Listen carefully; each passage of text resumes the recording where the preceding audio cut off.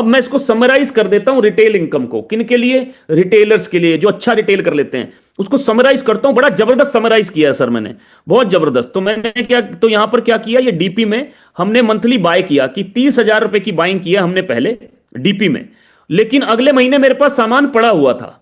तो मैंने क्या किया, मिनिमम 1500 की चाहिए, वहां लिखा था आपको याद होगा, तो मैंने 1500 का ही सामान लिया ताकि मैं बना रहूं कंसिस्टेंसी में, क्योंकि मेरे पास माल तो पड़ा है। तीसरे महीने माल और बिकने लगा तो मैंने 60,000 की कर लिया। चौथे महीने फिर माल पड़ा था सर मेरे पास, मैंने 1500 की कर लिया। तो इसका मतलब चारों महीने मिलाकर मैंने 93,000 रुपए डीपी का सामान लिया। मेरी जेब से 93,000 रुपीज निकल गए सर। ध्यान से समझिएगा, बड़ा इंपॉर्टेंट टेबल है। अब 10% एक्स्ट्रा प्रोडक्ट इमीडिएटली मिल गया, इसका मतलब 9300 रुपीज का प्रोडक्ट मिला। हेलो, पैसे नहीं आए, प्रोडक्ट मिला, प्रोडक्ट मिला। ठीक है सर। अब इसका एमआरपी मैंने कर लिया वही 30% के आसपास बढ़ाकर कि ये 51,000 में, 2550 में 93,000 का सामान मुझे 1,58,100 रुपए एमआरपी पे पड़ा। अब मजे की बात यह कि मैंने 10% डिस्काउंट भी दे दिया मार्केट में।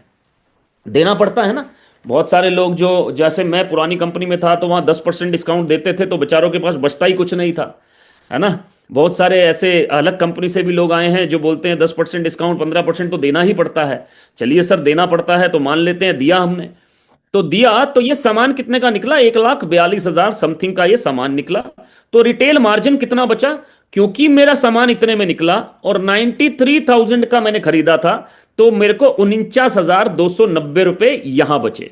लेकिन लेकिन क्योंकि मुझे 4 महीने में प्रोडक्ट 9300 का एक्स्ट्रा मिला और 2500 का एक्स्ट्रा, मतलब 12,322 का एक्स्ट्रा मिला, इन तीनों को प्लस किया तो 70,000 रुपया बच गया सर मुझे।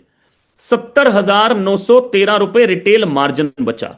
अब रिटेल बोनस भी आया, याद है सेकंड इनकम, रिटेल बोनस भी आया, क्योंकि यहां 1500 की बाइंग थी तो यहां कुछ नहीं मिला, यहां भी कुछ नहीं मिला, पर ऊपर 2400 आ गया, नीचे 4800 आ गया, दोनों को प्लस किया तो 7200 हो गया। राइट। उसके बाद मैचिंग बोनस। अभी देखिए प्लान शुरू नहीं हुआ, अभी आपने किसी को जोड़ा नहीं, यहां पर पॉइंट नोट कर लीजिए कि अभी आपने किसी को जोड़ा नहीं, लेकिन ऊपर तकरीबन 12,000 बीवी हुए। 12,000 बीवी की मैचिंग में 700-800 रुपए वहां बच गए। कम ही लिख रहा हूं मैं सर, ज्यादा नहीं लिख रहा।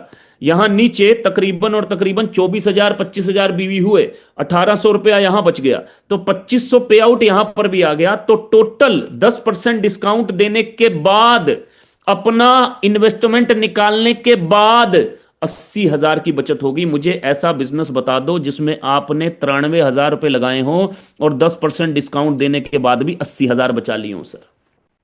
इसका मतलब हर महीने अगर आप 93,000 रुपए लगा सकते हो, हर महीने 80,000 बचा सकते हो। चलो इतनी आगे क्यों जाएं, अगर आप 30,000 का बिजनेस रिटेल कर सकते हो हर महीने, तो हर महीने 25,000 कमा सकते हो। मुझे बता दो 30,000 का रिटेल करके 30,000 एक बार घुमाना है सर, एक बार, एक बार, क्योंकि अगले महीने तो वही 30,000 वापिस आ जाएगा। इसका मतलब 30,000 एक बार लगाकर हर महीने 25,000 रुपए कमा सकते हो। ऐसा कौन सा बिजनेस है, चलो ये बता दो, बिना किसी को जोड़े, बिना किसी को जोड़े। जोड़ा है ही नहीं अभी तक किसी को, सिर्फ सामान बेचा है सर, सिर्फ रिटेल किया है सर, जोड़ा तो है ही नहीं किसी को।